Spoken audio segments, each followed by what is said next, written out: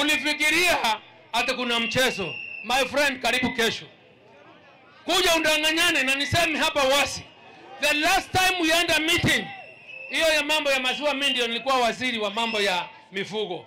Nilileta mbegu hapo ya 2900. Ile tunaita sex semen ya kupea ng'ombe ili tuweze kubadilisha mifugo yetu, na tangu tulete hiyo mitungi mbegu 10,000 nasikia siku hizi hizo hakuna. Alimebeba akapeleka kwa watu wao akasema sisi kazi ile tunajua, hakuna kazi ingine isipokuwa ya kutumia wabunge na kuwapatia pesa 200 kwa vijana kufunga barabara na kurusha mawe, and that's why we are saying enough is.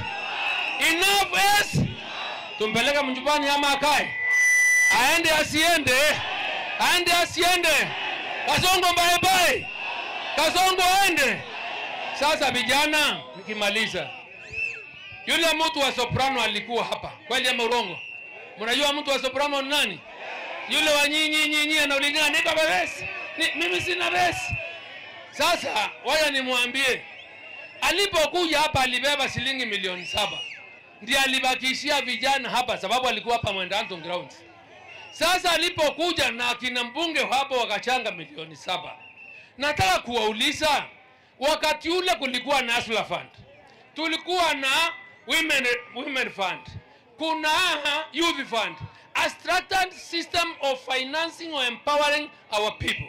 But then because our watu kazi yao ni wizi na uporaji, wameanza okolea ya kusunguka Kenya ya kupeana pesa ndogo ndogo ambayo iwezi kumsaidia mtu, na ndio tunasema tunataka kupewa nafasi ya kwanza sababu hakuna kazi itaweza kufanyika Kenya, na agenda yetu ya kwanza ya Kenya ili mambo iweze kufendeka vizuri ni kupeleka Kasongo nyumbani. Ama namna gani? Because nothing will work with Kasongo. So our first agenda is to take Kasongo home. Ama namna gani? Once we have taken Kasongo home, then we can discuss these other things. Ama namna gani? Si ndio hapo tuko? Ito watanira ntobeto tureau. Toronga metinde pamoja.